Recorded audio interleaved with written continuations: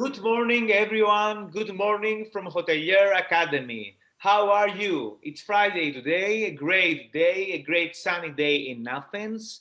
I am Nikos Morandis, one of the two co-founders of Hotelier Academy, and I'm really glad that today we are completing our free webinars, the international version, because for the Greek version we have one more week, with a great session about hotel architecture and more specifically about sustainable hotel design. It's my big pleasure to welcome one of the most talented architects here in Athens, here in Greece, that he will share with us his insights, his ideas, his experience about the sustainability of a building and how we can produce sustainable hotel design and landscapes. So, Alexandros, welcome to Hotelier Academy Webinars. Thank you, Nikos. Thank you for this warm welcome. Also for this very beautiful place, the Hotel Moon and Stars. Thank you for the invitation. I hope you really enjoy my presentation, and I will be glad to share with you thoughts and ideas about sustainable hotel landscapes. And of course, I will be available for questions and to share with you food for thought and to discuss about specific narratives of this presentation later on. Perfect. So we are waiting to share your presentation and start the webinar. Okay, so should I start? Yes. Let me share my screen. Good morning to hoteliers that are writing here in the chat. Thank you for being here with us. Perfect. Now you can see my screen, okay? Yes, perfect. So I'm closing my camera and microphone, and I'm giving you the switch. Okay. So thank you again for this really interesting series of Hotelier Academy regarding the hotel and hotel management, hotel design, and how we can improve our quality of life and also integrate our designs to a place, nature. And this is in really, I will try to just give you some very general idea of who I am.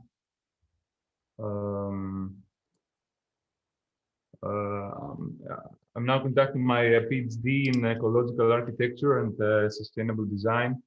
And you can find more information regarding our firm in the website. I'm not going to give extra details to this. The only thing that I would like to share with you is this quote that is our motto, is the way that we perceive space and how we get connected with the environment, is that we would like to produce sustainable buildings and landscapes. What does this mean? It means that it condenses the philosophy of our office in order to produce buildings as landscapes. This means that a building is a landscape in a similar way that we design a landscape, we can design a building. This means that we can design hybrid green buildings that will produce the resources to thrive and enhance the quality of life.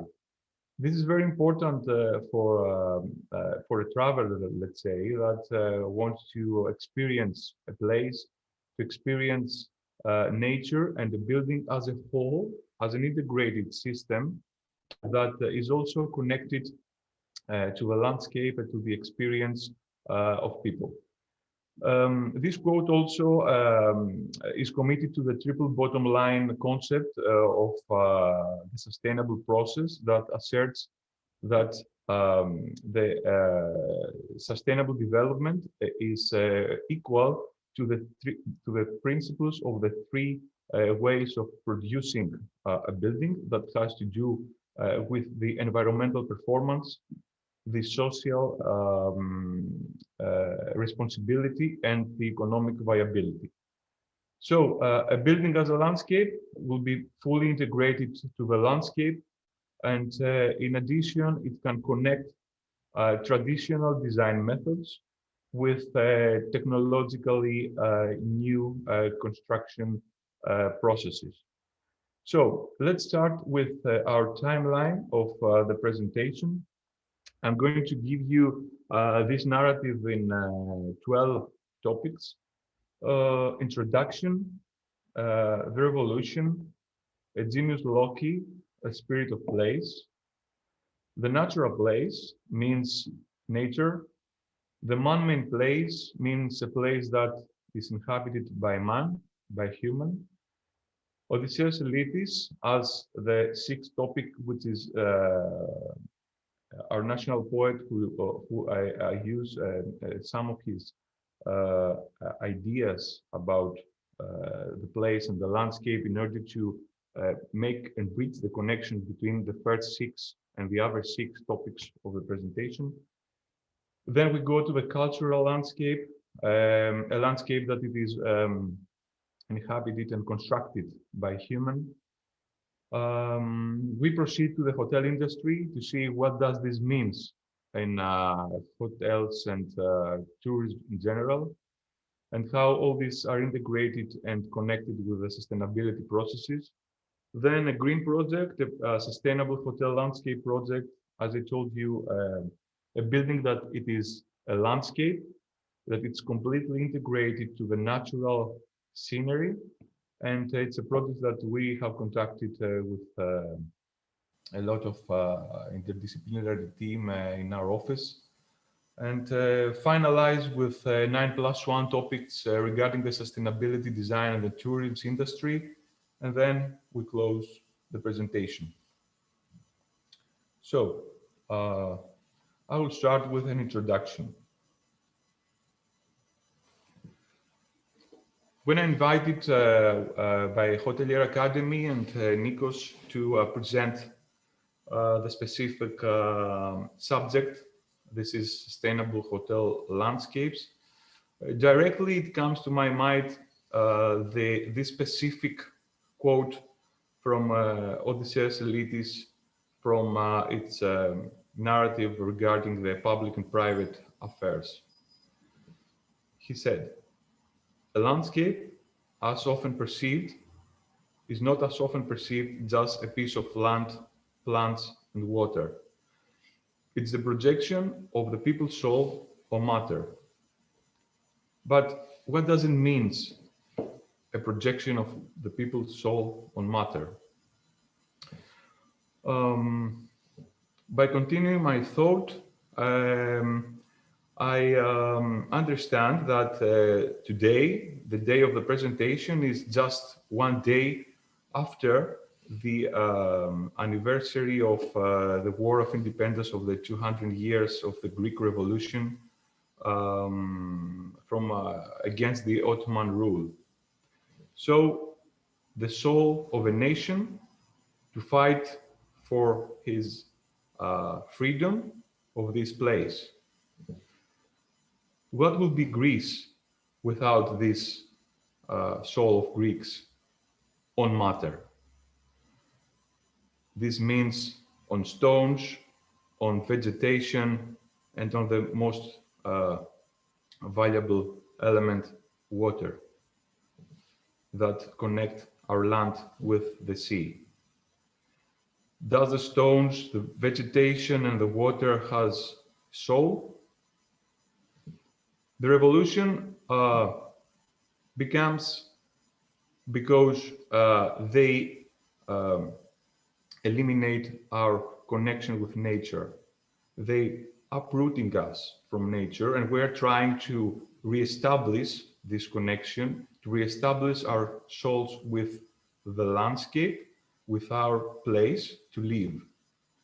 So the revolution is also connected, as a timeline with other European movements and revolutions, which is the most important for our presentation is this of the Romanticism.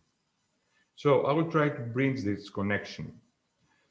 In any case, I'm an architect, so I will speak as an architect, and I will try to just pick some basic historical notes in order to bridge this narration regarding the soul of people in their land and how we are getting uprooted from this and how this land is so important in order to produce the culture, our culture, and how this culture will be connected with the natural landscape, and how a traveler that comes to Greece wants to see this, wants to be integrated in this narration, and how this man-made intervention in nature becomes a way to inhabit our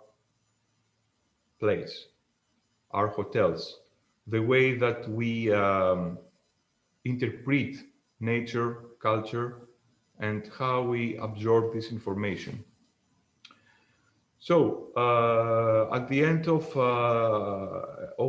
the middle of our presentation, we are going to present a sustainable hotel landscape design that we already conducted.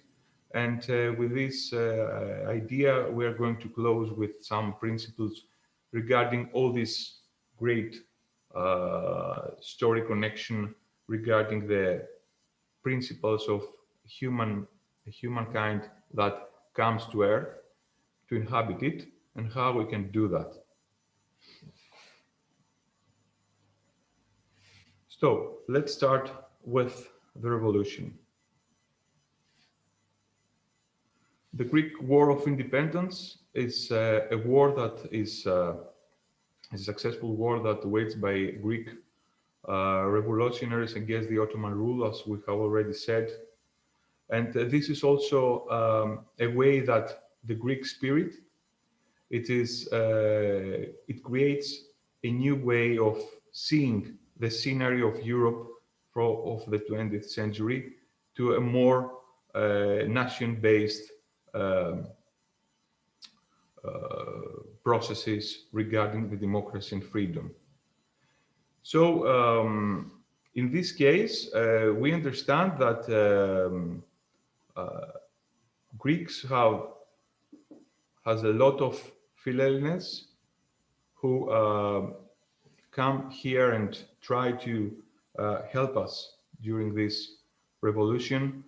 One of them that we are interested now in this presentation is George Gordon Byron, the Lord Byron, which is born in 1788 in London from an aristocratic family.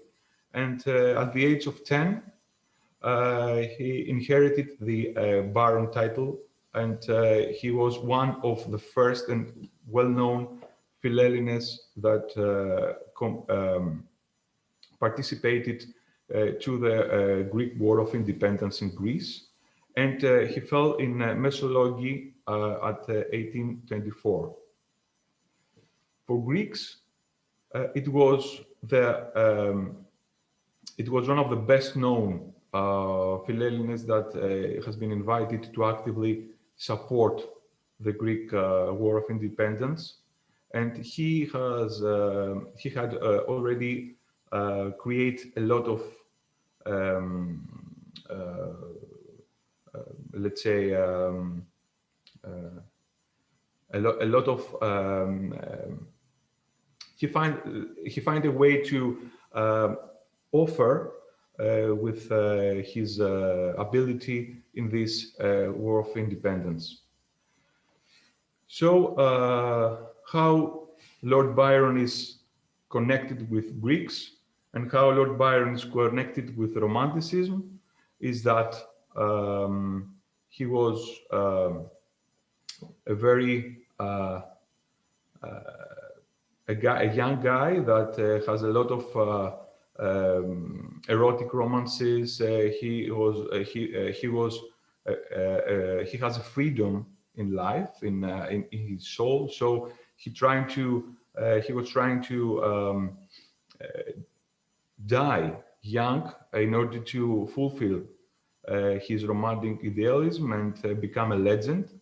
And in addition, he was also a very opponent of Lord Elgin regarding the removal of the Parthenon sculpture, as noted in the Curse of Athena on his poem. So Dionysius Solomos eventually composed a long ode in Byron's memory, and everyone understands that his connection is really important regarding the Greek Revolution.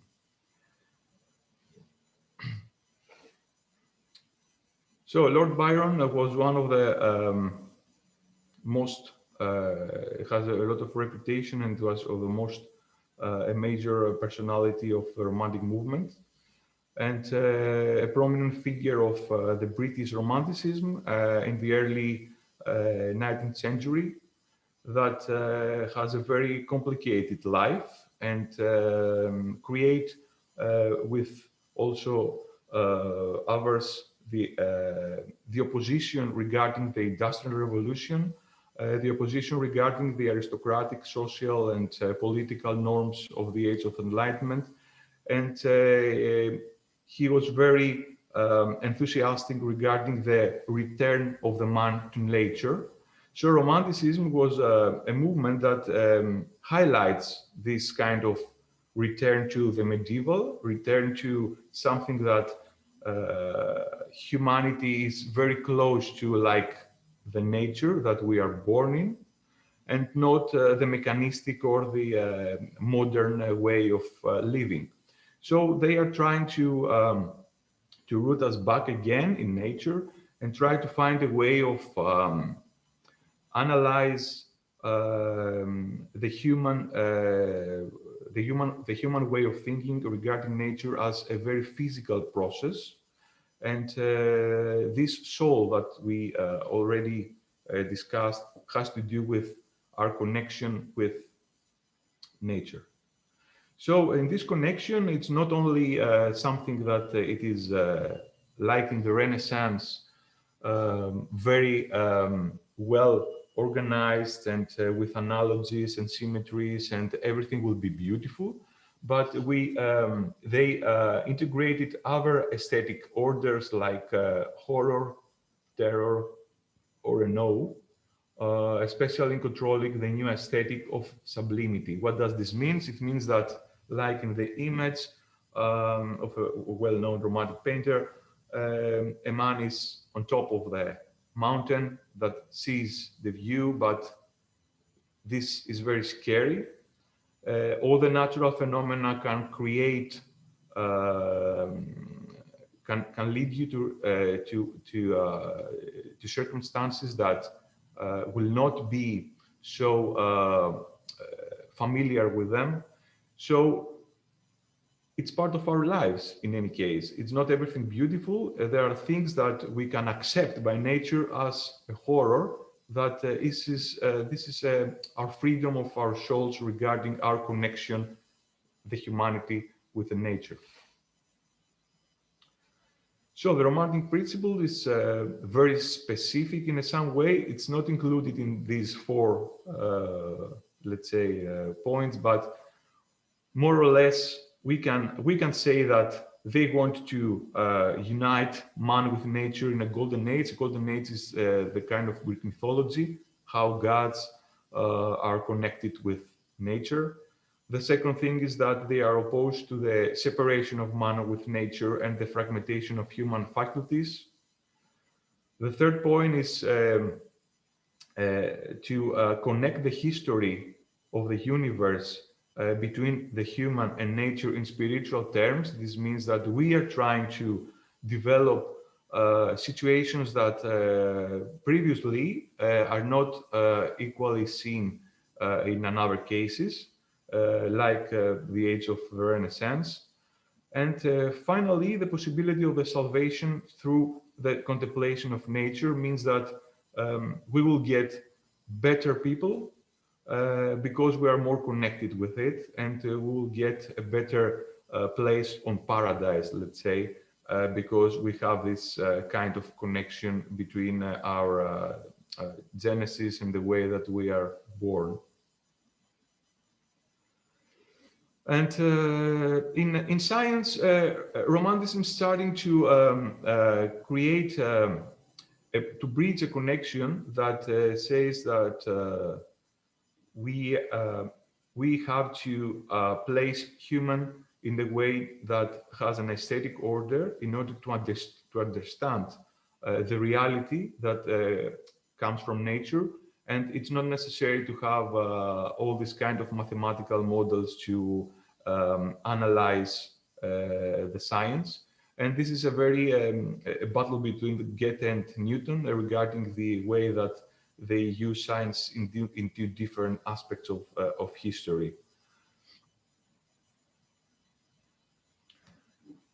This is after this first chapter, we can directly go to the spirit of place. This means that we are going to analyze how this revolution, the Greek Revolution and the Romantic Revolution that are connected with Lord Byron, is connected with the spirit of place.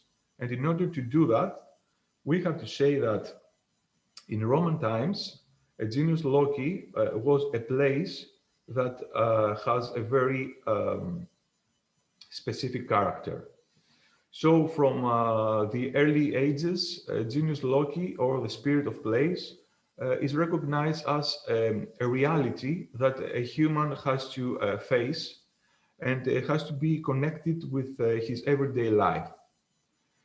So a genius loci in a Roman period, basically named as the demon of the place, something like invisible forces that inhabit nature and protect, like an angel that protect the place of its inhabitants. This will lead to a protection from the time of birth up to death, and this connects the character and the meaning of place, as gods has their own genius loci. That means that in our reality we have to integrate the spirit of place with the way that we use the protection of this place. So in Virgil, it is depicted as a slimy snake that crawls out of the depths of earth in order to divorce all the offerings that human gave to him.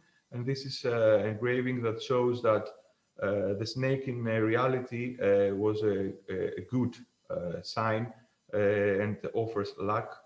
So this means that we have, like in Christianity, the genius is winged persons that protect,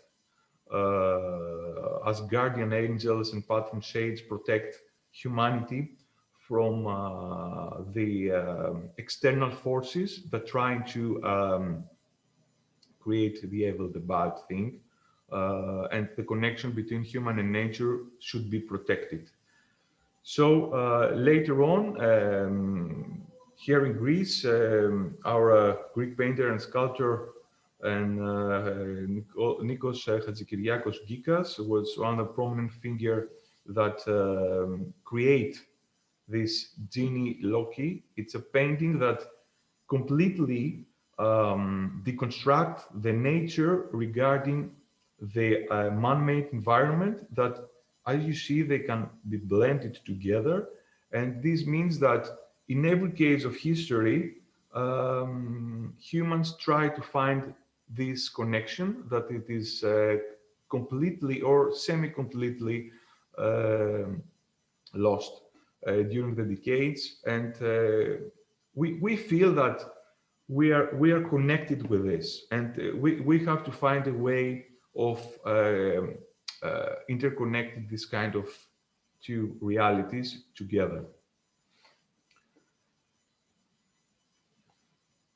Finally, genius loci regarding the architecture and the phenomenology of things is a way that we perceive space by our multisensory experience, that we see that the phenomenology of place is a way that we understand the natural phenomena, we understand the sun, the moon, the different aspects of the different calculation of the temperature, the way that we orientate it in a place. It's a way that we understand the colors, the character, and the different variations of light in order to create, to perceive as a whole the environment and the place that we live in. And of course, these natural phenomena, as we have already analyzed, are not always in the aesthetic order of beauty. It might be in the aesthetic order of the sublime. This means that it can create a terror, it can create something that we cannot understand. So these are our phenomena. Imagine yourself to be in a very dense forest, means that you will maybe not have an orientation, you may be in the order of anxiety because you don't know what's going on in the next few minutes. So we have to, in order to inhabit nature, we have to be very calm and free in order to understand every single point of here, and to control only very specific points and not the whole, because we cannot control the whole of nature in any case. So in the next two chapters, we are going to analyze the natural place and the man-made place. These are two interconnected places that in the first thing, the natural place, we are going to speak only about nature, and in the man-made place, we are going to speak how humanity integrated with nature and what they did. So the first way that we can interpret nature as a starting point of the natural forces, it is connected with things. Things are the way that we are used to inhabit the place that we are used to live in. And these two elements is, of course, the earth and the sky. And there are a lot of paintings that show this kind of interconnection. In this also painting of William Turner, which is one of the best, well-known romantic painters, show this kind of tranquility and this kind of turbulence between the earth, the sky, and all these natural phenomena that interact each other. And humans are just like very small entities on the right corner. This means that we do not have the power to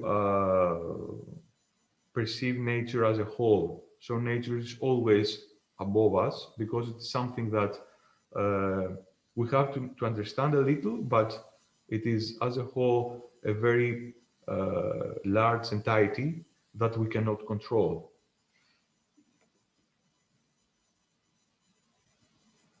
So the first element that we have to discuss is about mountains. A mountain is discussed in history as an element that connects the earth and the sky. It is a link between two of them. It is the biggest, the peak that a man can climb and reach its reality with the earth.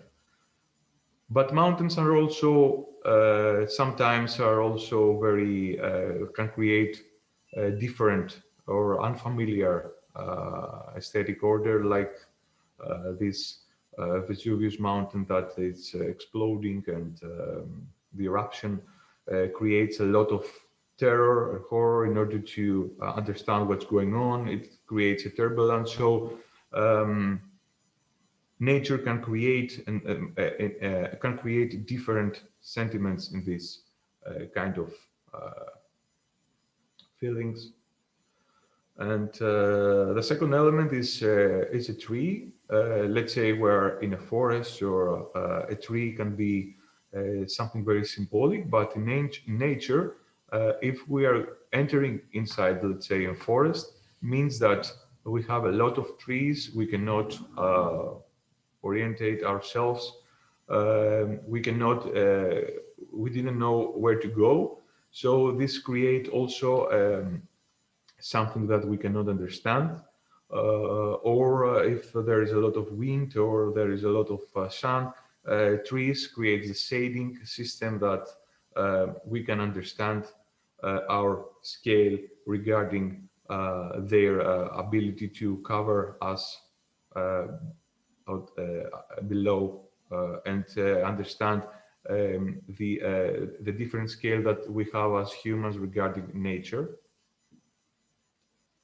And the third thing is the water, that in many times in Genesis we see that may have a chthonic energy and can create a lot of different feelings, but also we have paintings that shows in, let's say, in the age of the Renaissance, we show that water is something like more equal oriented with humanity.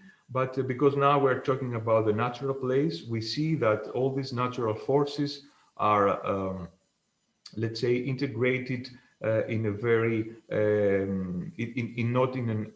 are not in an equilibrium. They are always in a kinetic movement, and this is also a way that Romanticism exceeds in its narrative, that everything with nature is in an interconnection that probably humanity cannot control.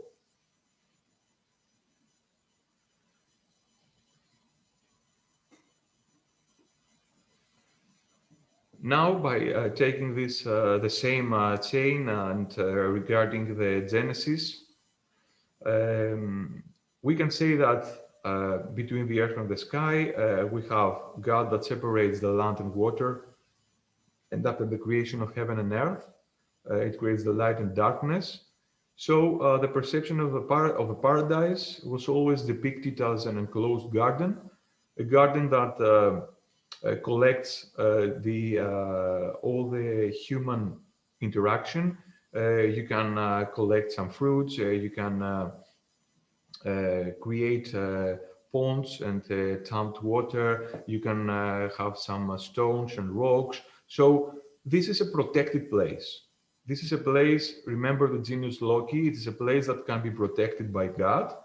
And if you go outside this place, probably all the chthonic energy and all these natural elements will create different feelings to you. So you're protected now, but if you go outside to the savageness, the wilderness of nature, you will be not protected.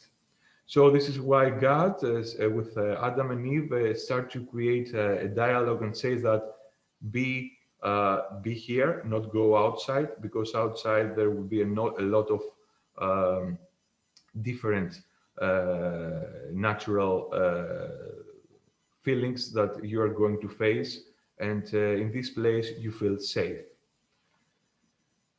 Now the mountain becomes symbolic. This means that, like the Egyptian pyramids that refer to mountains, a man trying to reconstruct nature, and we have a lot of examples in this case, like menhirs or dolmens or vertical rocks that symbolize phallic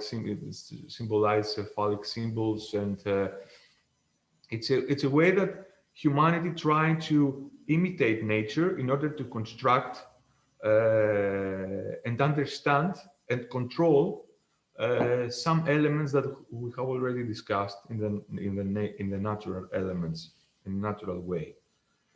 So instead of a tree on the forest, we can see that in the enclosed garden, like the paradise, the Hortus conclusus is a garden that integrate and have a lot of vegetation, water. It has a tree of life, which is a tree that you can eat without fear, and water that can be used as a way of not in, let's say, in a bad way, but in a way that you can cultivate the land, you can drink.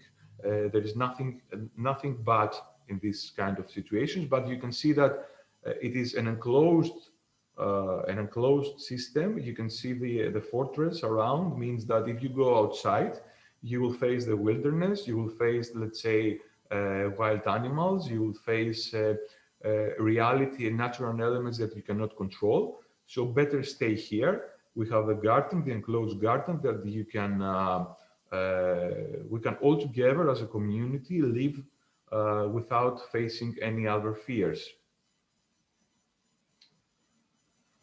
And lastly, this is a way that we are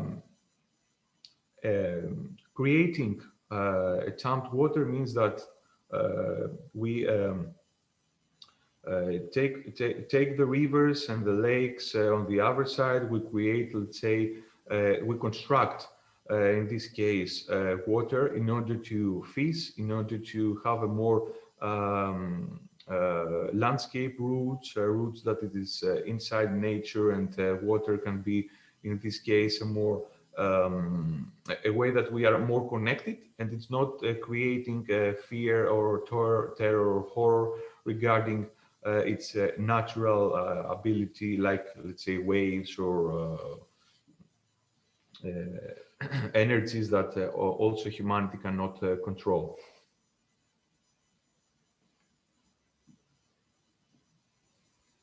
So the control of nature means that, as Kikeron analyze, we have already seen three aspects. Like the first nature, as we discussed, is the wilderness. The savageness means that we cannot control. It's outside or inside, but we have to accept it. The second nature is the agriculture, that man trying to, with water, trying to become more connected with it, trying to control a little the way that his connection. And the third nature is the landscape of gardening. Means that we are now really tamed and well connected with him. But in these 3 points, there is an axis that we can, in every step, we can go back and forth and see in which type of natural, let's say, experience we want to share, and we want to connect with nature. In any case, it is a way that we see a second nature as a nature, let's say, that it is more integrated, like it is more constructed by human inside the natural world. It means that we have a natural world, and the second nature is a nature that we create in order to inhabit. Otherwise, we cannot inhabit. Means that we have to enter in the natural world and construct our reality in order to understand nature, and then live inside this. Otherwise, we cannot live.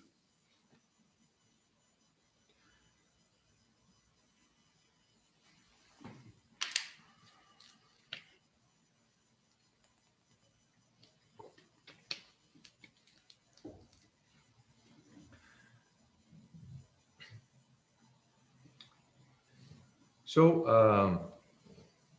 now we're in the middle of the presentation, and we will quote again Odysseus Elitis' quote that a landscape is not as often perceived just a piece of land, plants, and water. It is the projection of the people's soul on matter. So this is a quote from the Public and Private Affairs that shows that the philosophical aspect of the Greek civilization. It's a way that we can see the Greek society that interlinks and interconnects all these elements that compose all the colorful landscapes of Greece, the land, the water, the vegetation, the frugality of the landscape, the way that we perceive a landscape as a very little elements that we can connect together in order to find this soul that we are discussing about. So the Greek landscape is a landscape that it is the most appropriate in order to analyze this kind of processing. Let's move on to see what I mean. Odysseus Elitis was one of prominent figures of the Romantic modernism.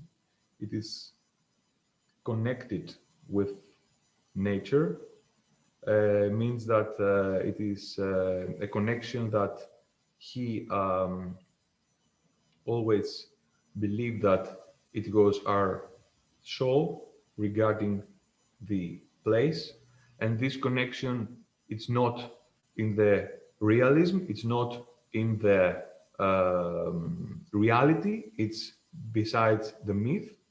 And he's always trying to create a balance between the natural and the unnatural, between the surrealism and reality. And this portrait represents this kind of analogies, and so shows Elitis that stands in front of a landscape, the Greek reality, our history, the myth, the Christian sainthood, and a rose. It means that all these compose the way that he perceives Greek landscape and language, the way that we use our culture in order to produce a landscape. So in the Little Mariner, Elitis described the nation as an effect that the landscape as its littleness, means its simplicity, can be constructed again. This means that as he quotes, if you disconnect Greece, in the end, you will see that you are left with an olive tree, a vineyard, and a boat, which means that you need nothing more to rebuild it. What we need more?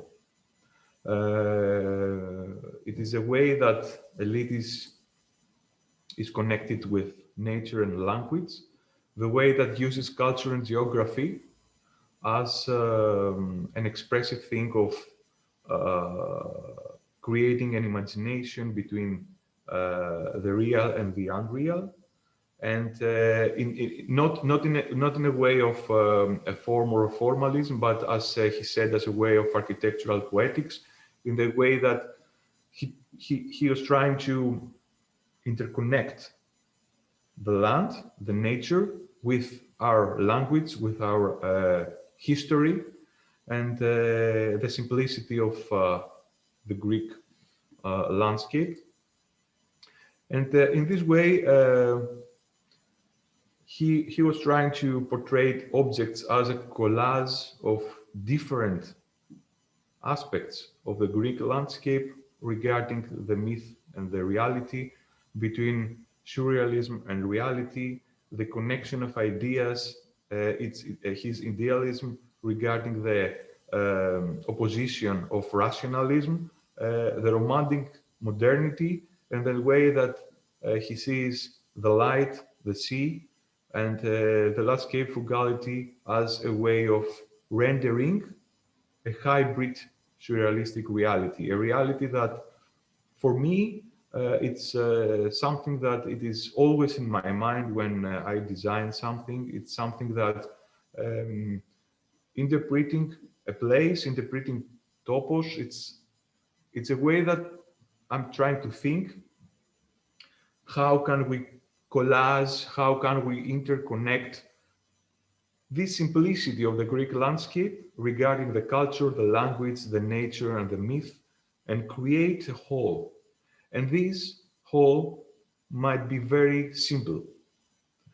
We cannot go to aspects like over-designed things, over-populated areas. I mean, it's like we need just 3 elements in order to design our connection with land, and humanity is in reality uprooted from nature. So we have to find these 3 elements in order to bridge again this connection. And for me, always, and I'm always trying to interpret the lead. It's a very, of course, it's a very big deal, because he has an amazing way of creating his narratives and interconnect things. But I will try to put it in architecture and trying to see how these elements and how this connection with language and culture and nature can be connected together. So for me, it's very, very important when you go and design something to feel the place, to feel the culture, to feel the language, to measure the stones, the rocks.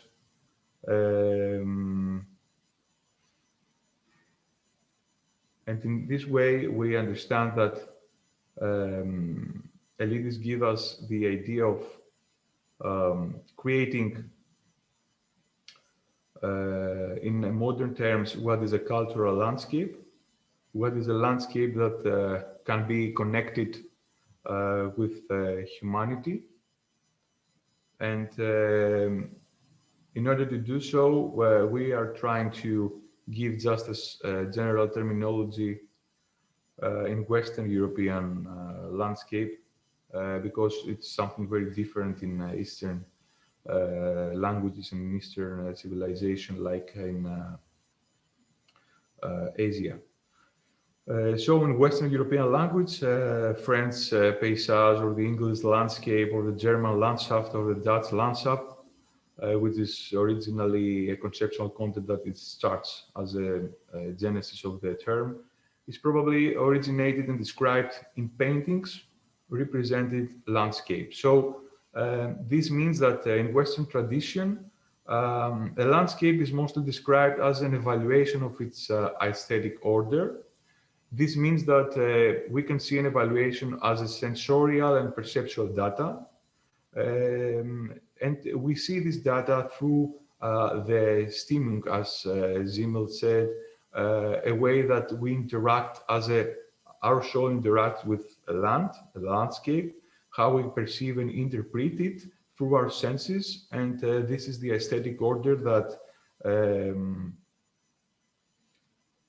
we understand our connection with nature. So after this, it comes the European Landscape Convention 2000, that says that the landscape means a part of a geographical area as perceived by humans and whose character arises from the action of natural and man-made factors, as well as from their mutual effects. So we are now on the way that we see this connection.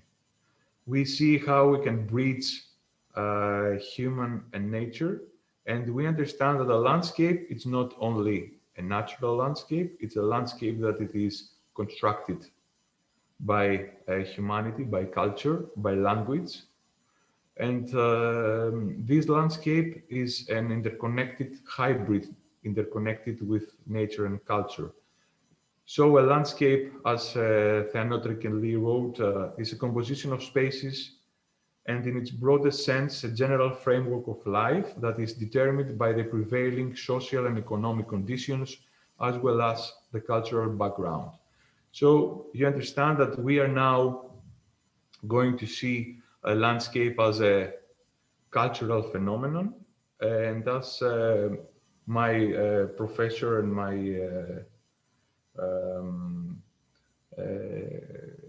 Kostas Moraitis, he's a professor that leads me to understand more and more towards this direction, and with him we are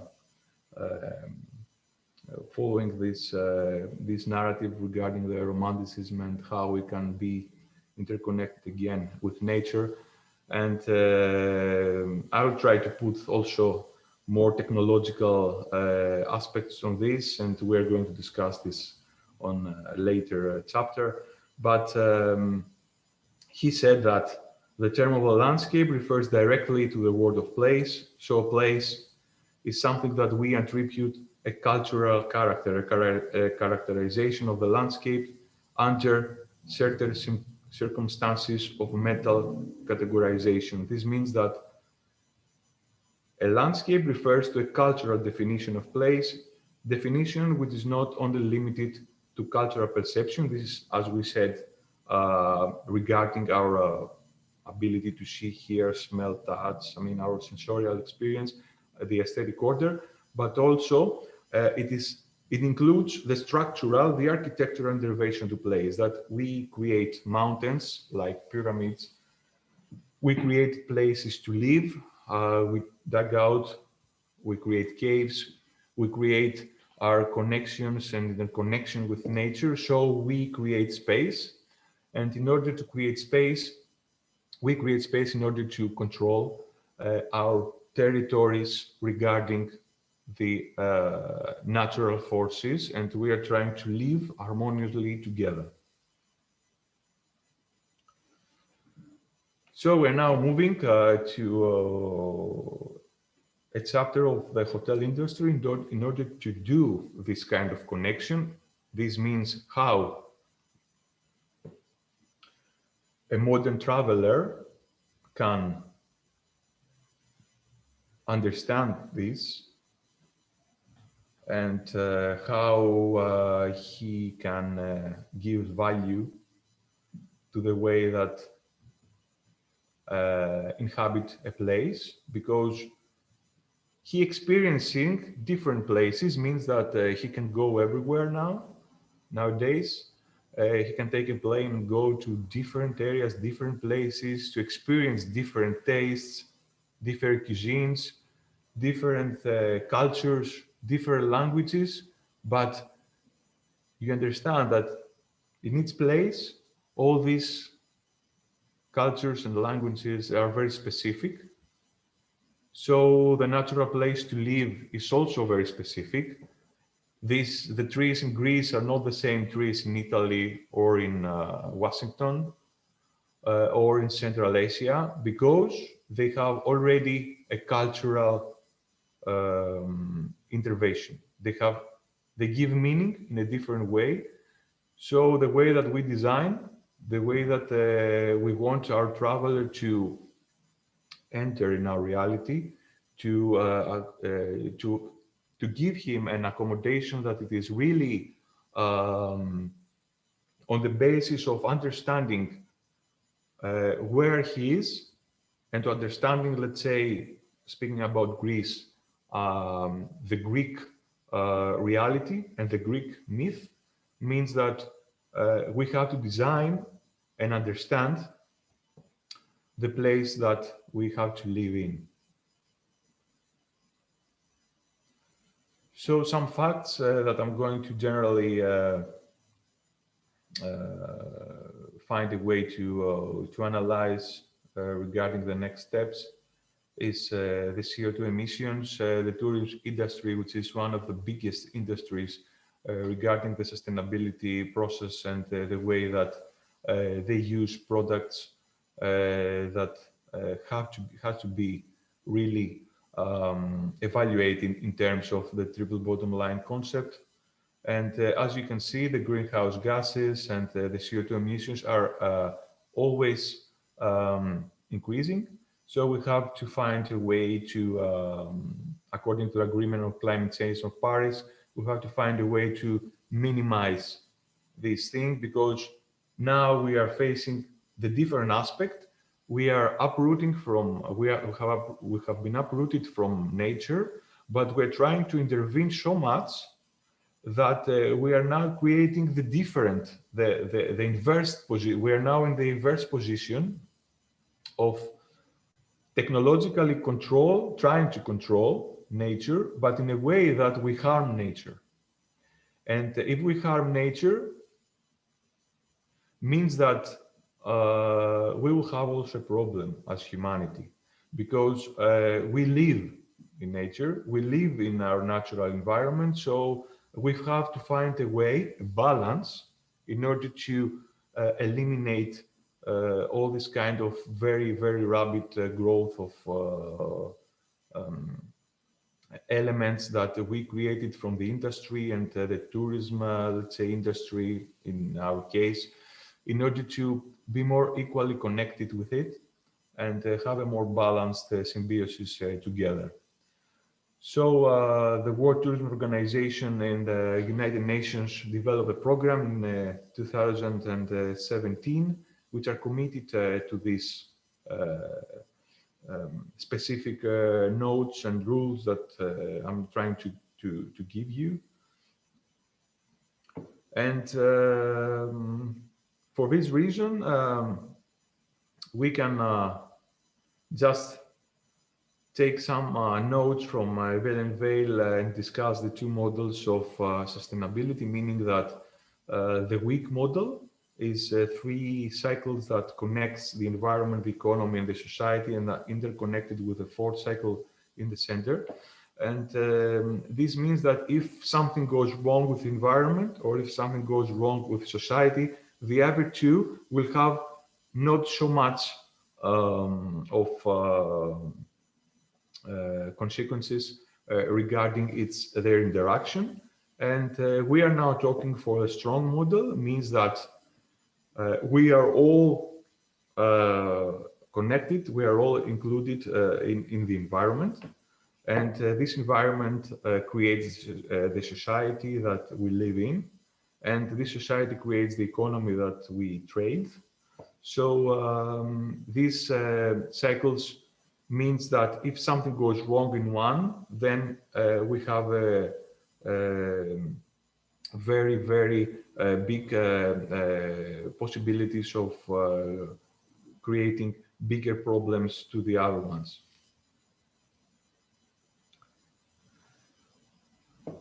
So regarding the Agenda 21, sustainability is proclaimed in Rio de Janeiro in Brazil as the United Nations conference that led the foundations for the implementation of sustainable development of the 21st century.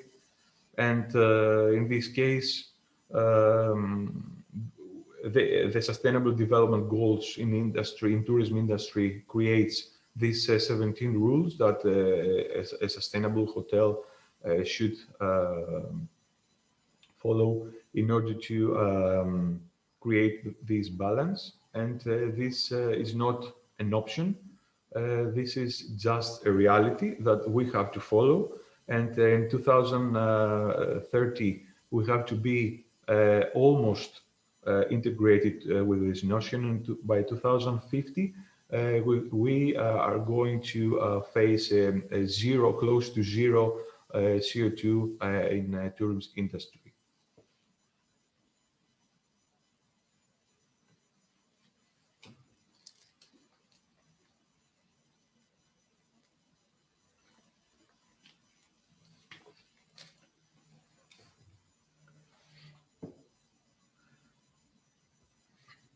Η συνέχεια της,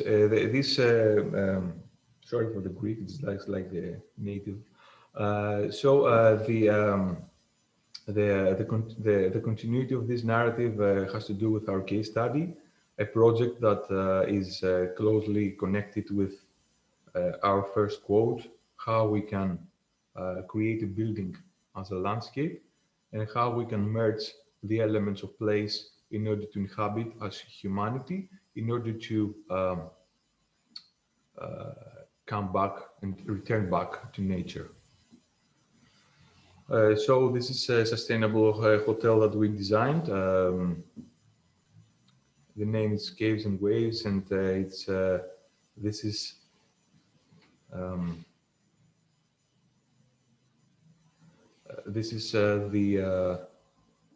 the landscape, a very harsh and very rocky area that it is related to the water. It is closely connected with the water. There is very few trees and almost a very low vegetation. The colors are very close to the earth colors. It's like a place that we have to find something to anchor our perception, because it is a completely natural place. So we are trying to interpret the natural place, and we can see this. I see this image when I go there. That has to do with the natural formations of the cavities that are created regarding the direct contact of the rocky terrain with the waves and the ocean vortices that creates this, let's say, homes, these caves inside the rocky terrain. So directly it comes to me an idea of what does this mean. It means that all this phonic, as we said in the Romanticism, interaction of the water with the land creates a connection together. So we have to connect three elements, as we have already done: the terrain, the trees, and the water. And how we can inhabit this place? We can inhabit this place by creating something like, in the first sense of familiarity of the modern man that experiences, is like trying to create space inside the ground or inside the rock, a mountain or something. So, as Freud said, because as a civilization we are uprooted from the nature, means that we are now facing this process of uncanny. The uncanny is something that it is strangely familiar, something that in any case should be unfamiliar to live inside a cave, but in reality it's not, because as Freud said, this is something that is uprooted from our consciousness when we get rid of nature. And now when we come back, return back to nature, we see it as something as strangely unfamiliar, but it is familiar. It is something that it comes to our mind as we do not have this kind of connection, but in reality we have it on the back of our head, and we do not understand it because for many years we have been cut it out from this connection. So the concept of the cave or the gout architecture first appears in nature from the beginnings of our primitive habitation. It's something that we have already did. So it is something that we can do it again, and we have to see what are the pros and cons of this action. So our last of the endometrial existence, as Freud mentions, is something that starts from the womb, our first adobe that man experiences without even being able to perceive it. We live in this place for 9 months. We are connected with the environment with a very specific way, and this is how we, this connection of the womb is how we need to create and bridge the connection of where we came from, and symbolically where we are, we have to come back, return back, and step a place back. So the concept diagram means that we have, let's say, a simple box that is cutting diagonal according to the sun orientation. We have the aspect that all the project looks on the sea, at the sea, but it looks on the north side. So we have to find a way to put light on the back side and to create a natural ventilation, a bioclimatic connection with it. So we create this diagonal in order to put the sun entering on the yards. And then we create the steps in order to touch the ground with very specific steps and not to create something that it is above. Then we create the privacy by putting these wings in order to create also the structural grid. And then we put again the landscape in order to complete the interconnection between our building innovation in order to see it as a whole landscape. So the main zones of the hotel is 5. They are all connected together by an internal traffic network with the club cars, electric bicycles, and for pedestrian road. And on the first zone, which is the entrance, is the parking area and all the facilities that has to do with the communal areas. This is like the spa, the restaurant, the concept restaurants, and the reception lobby, the pickup point from the club cars, the business center. Then we go to the second zone that has to do with the premium rooms and the premium sharing pools. And then we go to the third zone that has to do with junior suites and junior sharing pools. And then we go to the fourth zone that has to do with the VIP rooms and private pools, and then go to the fifth zone that has to do with the beach restaurant, beach bars, and the seafront restaurants. And this connection is done by analyzing in 5 steps of the processing in a compositional diagram that shows that we have a terrain. We have the buildings that have to be placed inside of it. So we have the communal and the private, the rooms and the communal facilities. We have the water.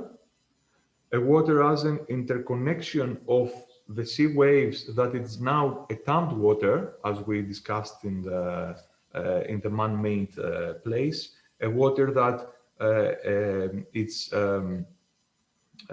interconnected with the traveler, the water that it is interconnected with humanity, and it also offers the bioclimatic connection with of the hotel complex.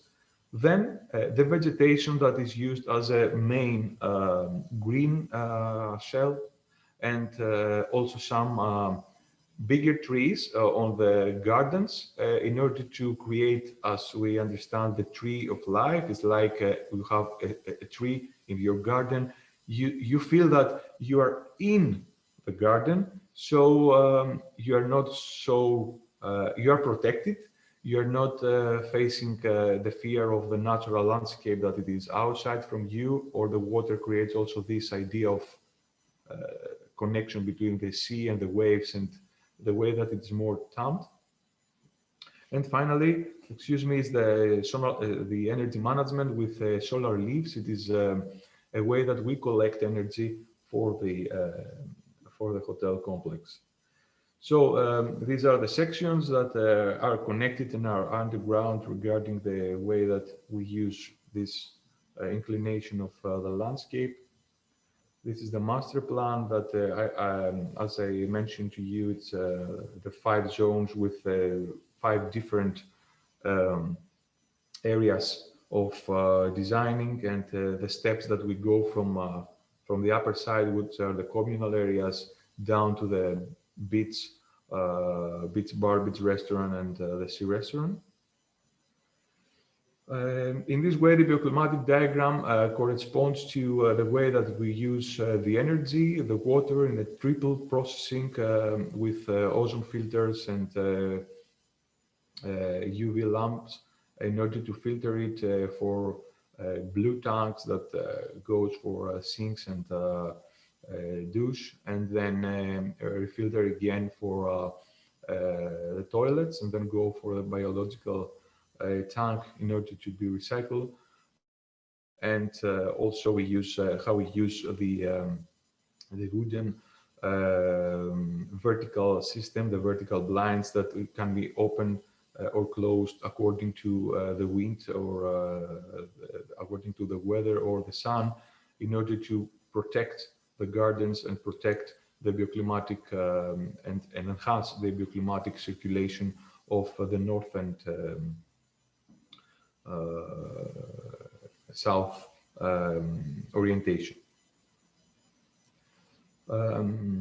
In reality, this design, because it is in a slope of almost 30%, we have a very big issue of creating rooms that can be connected directly with the main traffic system.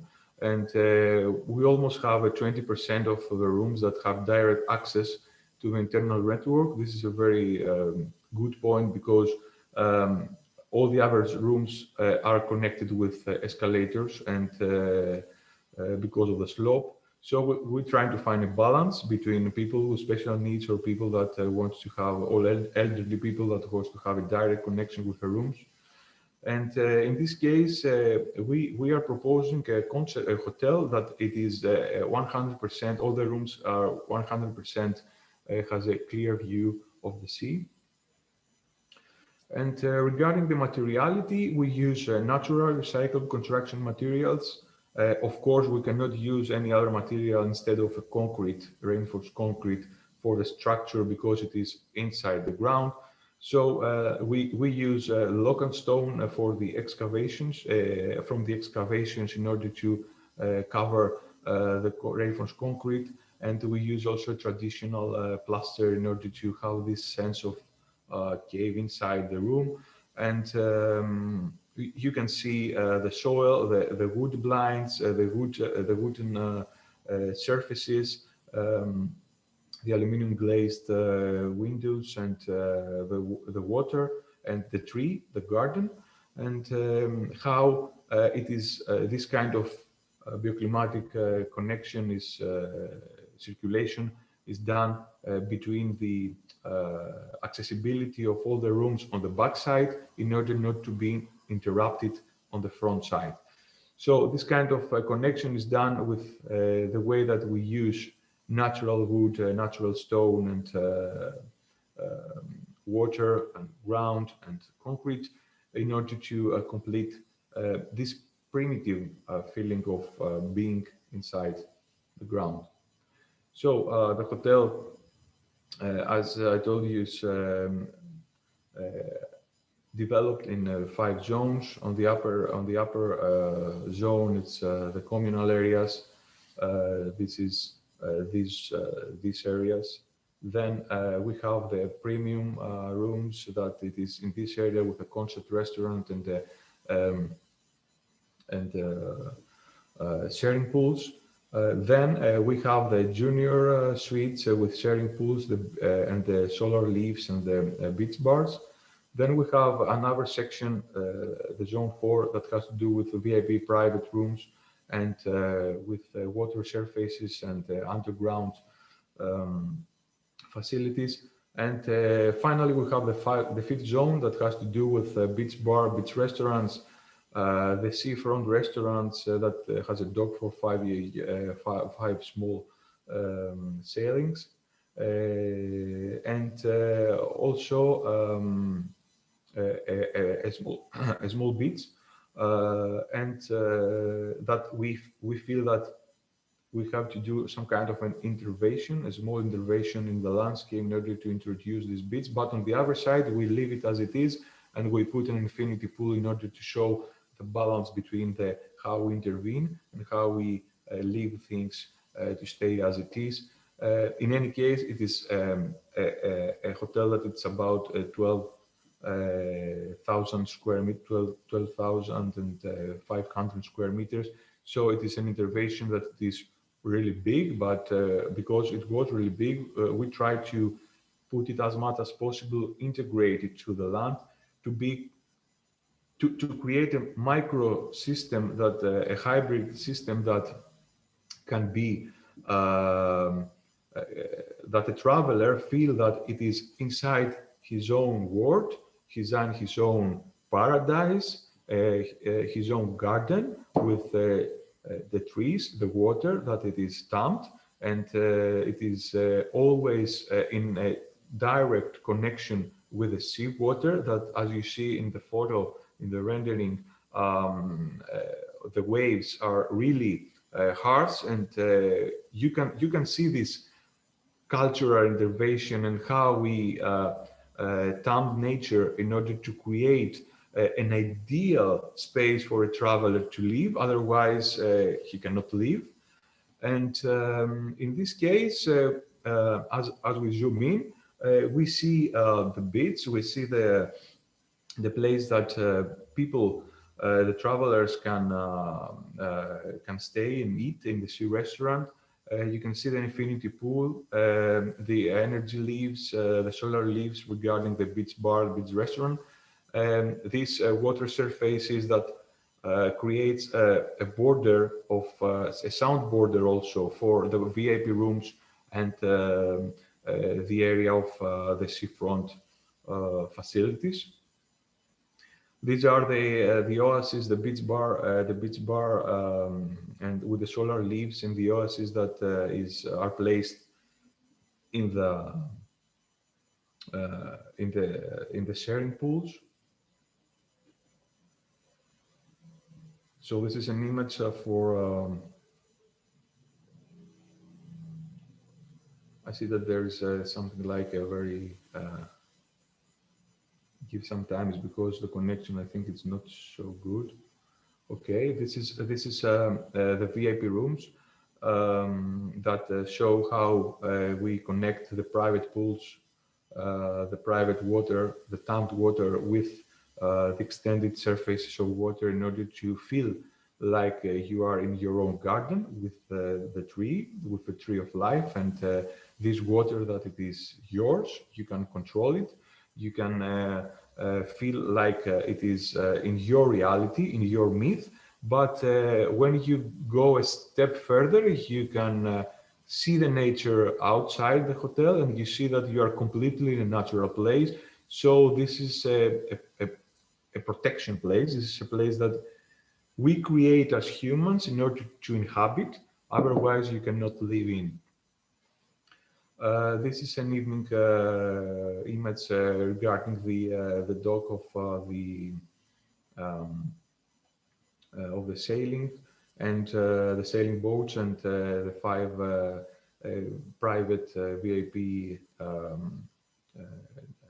eating nests that is connected with it, and also it has the ability to service people that can sail that is outside from the hotel. They can go eat and leave.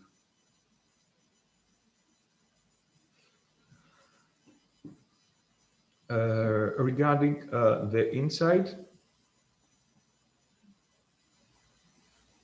the reception is in a primitive mode, means that we have the ceiling of the wooden ceiling, and all the other structures around are with stones and rocks, and we use also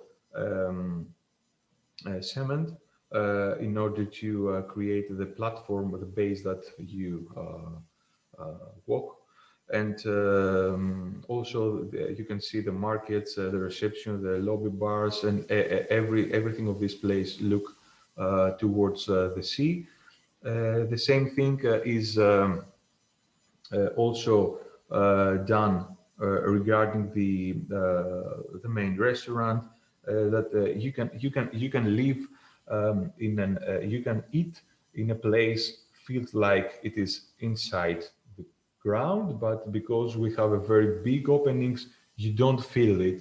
So we can use again the as Freud says regarding the uncanny. You can feel unfamiliar to be inside the earth, but because you have a lot of openings and you are always connected with a natural landscape, you don't feel that you are in. So you are something like in between, in the intermediate place that you have to choose if you want to go on the nature or on the culture, or on the nature and on the structural thing of humanity. So the traveler can choose this kind of connection. This is that feels free to understand its position regarding the nature and itself.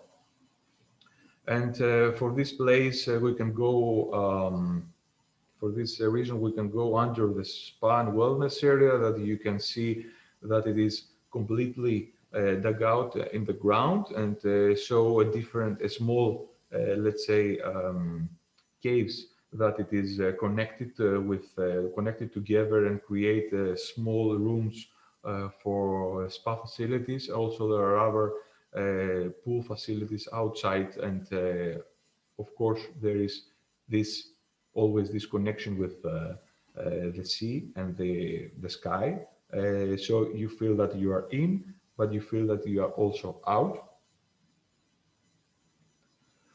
And by analyzing now the facilities of the rooms, this is the standard room that this has. All the rooms has 100% view of the sea, and this is the junior suite that it is like the standard, the premium rooms, but have also the ability, has also the ability to create a seating area and to accommodate one more person. And finally, we have the VIP rooms that can be interconnected also together, have gardens outside, bigger places outside, private pools, and a way of creating a scenario that it is for every traveler that want to feel inside this kind of experience. So what are the highlights of these projects? That we use natural construction, recyclable materials. We use the energy management, water recycling and reuse, waste management, natural cooling and ventilation and natural lighting, landscape and cultural intervention, material and aesthetic integration, environmental performance, economic viability, and social responsibility and accessibility to all. And in this case, the framework of this project is completely integrated to these 4 principles. I'm not going to analyze this so much because probably we have passed a lot of time, and but we can discuss it later. This has to do with representation of human and natural system, representation of resource flows, resource cycles, and direct and indirect engagement with flows. And in this case, 9+1 topics means that in the sustainable hotel landscapes, we see as a topic 1 the rate of return. In topic 2, the way that we use the economic fluctuation laws and regulations for the achievement of this process. In topic 3, how a hotel can be contributed positively to the life cycle. In the topic 4, how a hotel can minimize its ecological footprint and maximizing its positive impact on the environment. In topic 5, how we can include innovative concepts regarding the materials and methods and the structure of the hotel. In topic 6, how we can create contextual conditions in order to provide an added value to the hotel and the surroundings, enhancing the local economy as well. In topic 5, how a hotel can be contributed to the formation of a socially viable environment to share values between the community. And topic 8, how we can create the effort to include the participation of stakeholders and all the users and clients regarding funding systems and transparency. In topic 9, how a sustainable hotel can create an architectural quality, aesthetic impact, and aesthetic order, as we have already discussed, regarding the sensory experience and the light, the materials, and the ambience of place. And finally, the main topic is to project in 2050, this is our goal, is how we can create hotels that have 0 kilometers in their energetic, means that the nearest of construction materials and local skills. 0 carbon dioxide means energy management and lower emissions. And 0 waste means life cycle management in the building process and reuse of building materials. And in the epilogue,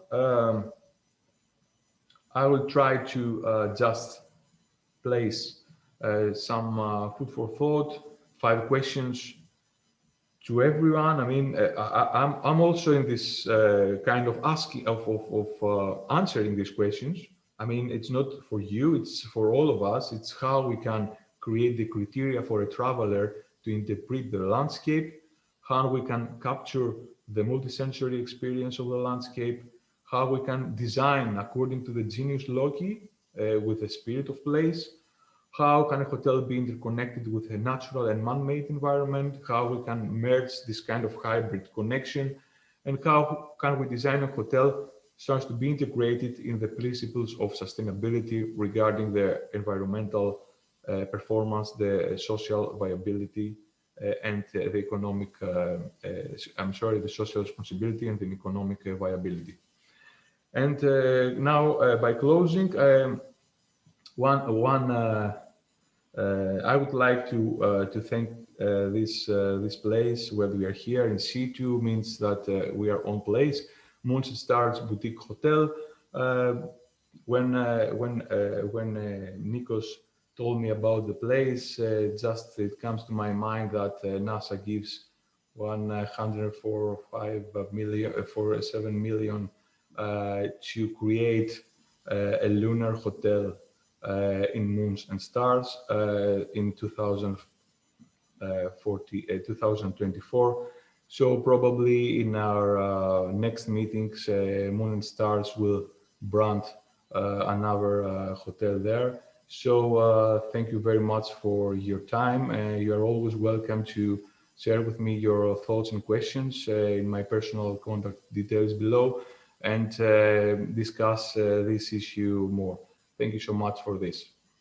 Alexandros, thank you so much for this great and in-depth presentation. And I'm a really big fan of your work. You know that, and you know that the project Cave and Waves, it's one of my favorites. That it's a real case study about sustainability. And I'm really glad that you shared all this information with our audience.